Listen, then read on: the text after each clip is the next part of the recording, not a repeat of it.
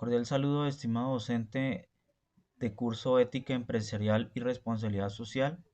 A continuación voy a desarrollar la actividad 2, dos corrientes de la ética clásica, la cual nos propone que realicemos tres entrevistas eh, planteándoles un dilema ético y las razones de sus posturas, una exposición por parte de el estudioso quien les habla con respecto a la deontología y el consecuencialismo, y un análisis de las entrevistas realizadas a la luz de las dos corrientes expuestas.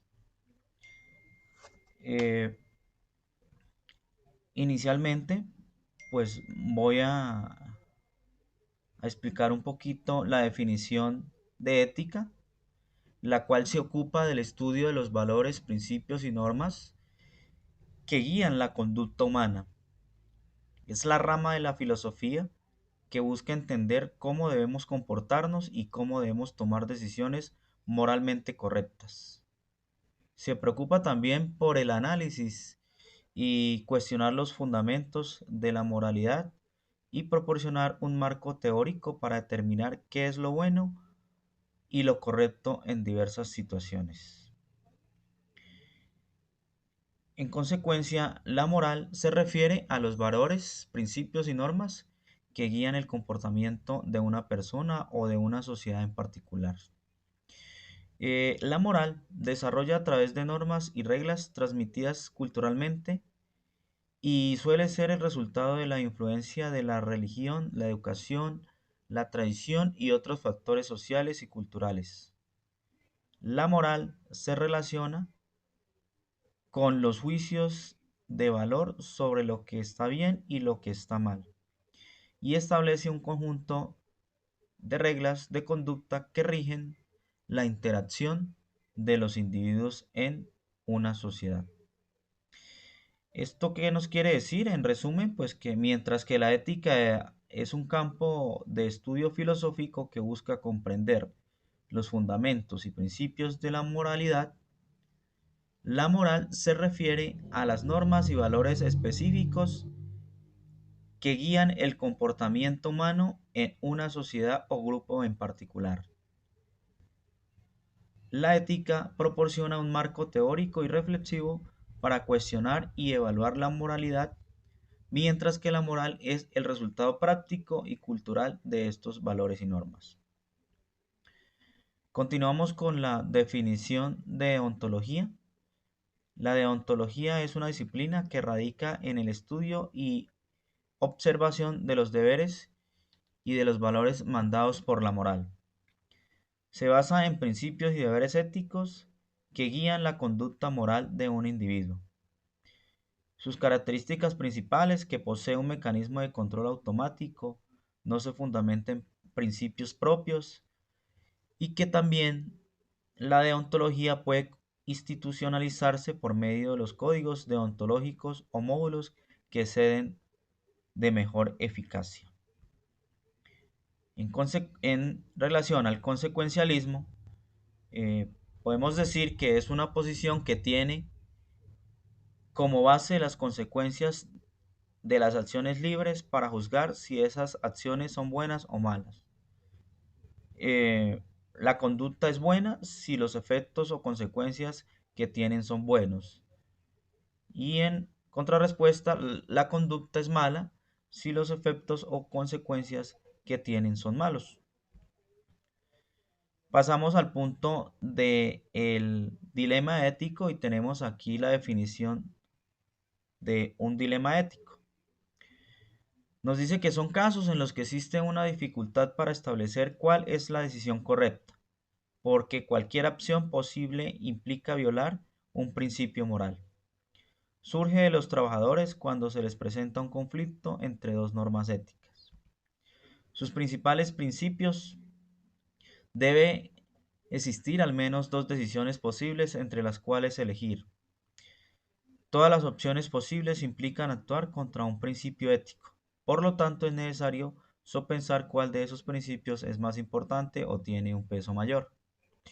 En la mayoría de estos casos, la decisión apropiada suele ser aquella que permita mayores beneficios o menores perjuicios para para los afectados. Perdón. Tenemos aquí entonces el planteamiento de un dilema ético en el campo de las tecnologías de la información. Entonces nos dice que uno de los principales dilemas éticos dentro del área o dentro de la era de la información tiene que ver con el uso que se le debería dar a los datos que llegan a manos de los profesionales. Para un profesional que administra información en una empresa es posible acceder a demasiada información privilegiada. Por este motivo se presentan casos en que esta información puede probar la inocencia o la culpabilidad de un funcionario de su empresa. La pregunta que le vamos a realizar a las personas que vamos a entrevistar y que tenemos aquí inmersos los videos es: ¿debería protegerse el secreto profesional o privilegiarse la búsqueda de la justicia? Buenos días, nos encontramos Entonces, acá aquí tenemos con la primera Laura encuesta. Santanilla. Ella es higienista, es estudiante también de lenguas extranjeras de la Universidad Abierta y a Distancia UNAC, a la cual le vamos a plantear el dilema. Entonces, el dilema nos dice que uno de los principales dilemas éticos dentro de la era de la información tiene que ver con el uso que se le debería dar a los datos que llegan a manos de los profesionales. Para un profesional que administra información en una empresa es posible acceder a demasiada información privilegiada. Entonces, por este motivo se presentan casos que esta información puede probar la inocencia o la culpabilidad de un funcionario de la empresa. Entonces, le voy a plantear la pregunta aquí a mi compañera Laura y ella nos va a responder o nos va a dar su opinión acerca de este dilema. Entonces, ¿debería protegerse el secreto profesional o privilegiarse la búsqueda de la justicia?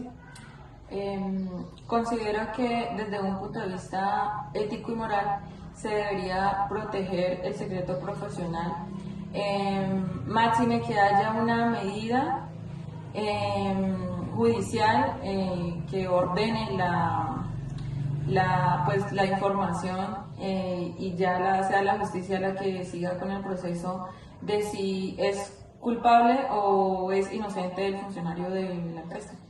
Vale, muchas gracias. Continuamos con la segunda entrevista. Bueno, muy buenas tardes. Nos encontramos acá con la doctora Magda Yesenia Castro. Ella es abogada de la Universidad Cooperativa de Colombia con una especialización en Derecho Administrativo de la Universidad del Cauca, a la cual pues le vamos a plantear el dilema ético y el cual nos dice así: uno de los principales dilemas éticos dentro de la era de la información tiene que ver con el uso que se le debería dar a la información o a los datos que llegan a manos de los profesionales. Para un profesional que administra información en una empresa, es posible acceder a demasiada información privilegiada. Pues por este motivo se presentan casos en que esta información puede probar o no la inocencia o la culpabilidad de un funcionario de la determinada empresa donde desarrolla su trabajo. Entonces le planteamos la pregunta acá a la doctora Magda y le preguntamos: ¿debería protegerse el secreto profesional o privilegiarse la búsqueda de la justicia? Bueno, José, en cuanto a la pregunta, se debe resolver tal vez de la siguiente manera. Desde la ética profesional es viable el acceso pues a toda la información que los profesionales pues tenemos al momento en que hacemos parte de una entidad.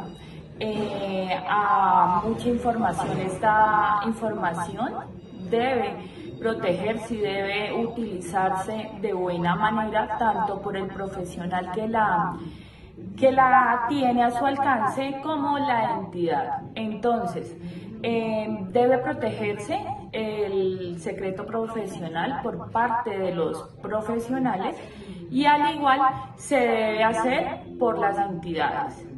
No obstante, en ciertos puntos debido al uso inadecuado o alguna orden judicial que se emita en vía de exigir justicia ante cualquier procedimiento judicial que se pueda presentar, pues debe accederse a garantizar la justicia y que sea utilizada esta información de la manera adecuada. Vale, muchas gracias. Tenemos entonces la tercera Bueno, muy buenos entrevista. días. Nos encontramos acá con el doctor Yamil Andrés Bautista. Él es personero del municipio de Elías, a quien le vamos a plantear un dilema ético en el campo de las tecnologías de la información. Entonces, nuestro dilema consiste en que uno de los principales dilemas éticos dentro de la era de la información tiene que ver con el uso que se le debería dar a los datos que llegan a manos de los profesionales. Para un profesional que administra información en una empresa es posible acceder a demasiada información privilegiada. Por ese motivo, se presentan casos en que esta información puede probar la inocencia o la culpabilidad de un funcionario de su empresa. Entonces le vamos a preguntar aquí a mi doctor Yamil Andrés si debería protegerse el secreto profesional o privilegiarse la búsqueda de la justicia. Muy buenos días. Efectivamente sí se debe proteger. ¿Por qué razón? Porque el secreto profesional existe para garantizar que en la relación establecida entre las partes se pueda transmitir toda la información necesaria para llevar de manera correcta una determinada labor. Por esta razón determinamos que es una obligación de confidencialidad que se impone por la necesidad de que exista una absoluta confianza, ya sea entre el profesional y quien acude a solicitar este servicio. Vale, mi doctor, muchas gracias. Bueno, muy bien. Entonces ya tenemos acá las tres entrevistas que le hicimos a las tres personas y nos dieron pues sus puntos de vista. Para terminar y concluir la actividad, eh, voy a realizar el análisis desde el punto de vista deontológico. Entonces, en general y de acuerdo a las respuestas dadas por las personas entrevistadas, el profesional tiene un deber de confidencialidad hacia la información privilegiada que llega a sus manos y debe mantenerla en secreto, incluso si dicha información puede probar la inocencia o culpabilidad de un funcionario de la empresa.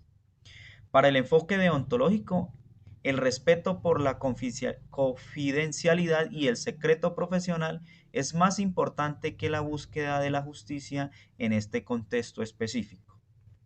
Y desde el punto de vista del consecuencialismo, pues se argumenta de manera consecuente en la entrevista 1 y 2 que, en este caso, la búsqueda de la justicia debería primar sobre la protección del secreto profesional.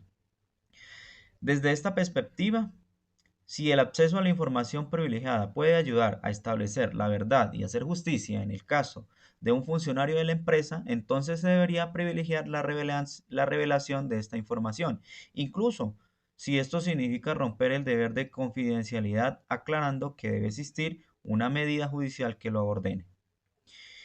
En última instancia, la forma en que se aborda este dilema ético puede depender del marco ético adoptado por el profesional, las normas y regulaciones específicas de su campo profesional, así como las consecuencias prácticas y morales de cada opción. Es importante reflexionar y considerar cuidadosamente las implicaciones éticas de cada enfoque y buscar un equilibrio entre el deber de confidencialidad y la búsqueda de la justicia en cada situación en particular. Tenemos aquí por último entonces la bibliografía de Aranguren Moral de la vida cotidiana, persona y religiosa, Baidu, la ética sobre la ciencia del mal, y la teoría ética Alianza Madrid, 1982, Casiari, Mashimi, Martini, Carlo, María, Diálogos sobre la solidaridad, Ever Barcelona. Vale, muchas gracias.